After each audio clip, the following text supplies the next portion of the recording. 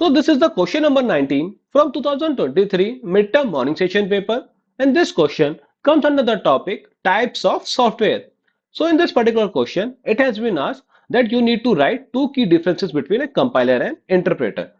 So let's take a look at the differences. Then as per your convenience, you can pick any of them two. Okay. तो अगर मैं बात करूं compiler की, तो compiler क्या करता है, आपका जो भी हाई लेवल लैंग्वेज में प्रोग्राम है उसको क्या करता है, मशीन कोड में कन्वर्ट करता है सिर्फ एक बार के अंदर।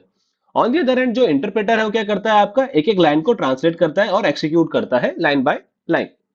अब जो कंपाइलर क्या करता है, आपका जो भी आपने क्या करा है उसको मशीन कोड में कन्वर्ट किया, वो क्या जनरेट करता है, आपकी executable file.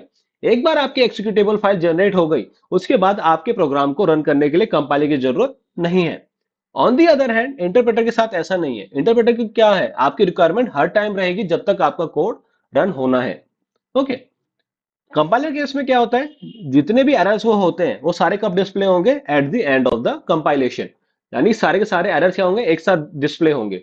But in the case of interpreter क्या होगा, जब भी कोई एरर आएगा, आपका प्रोग्राम का एक्सिक्यूशन क्या हो जाएगा, हॉल्ट हो जाएगा, और जिस लाइन पे एरर आया है उस लाइन को आपको डिस्प्ले करा देगा ना।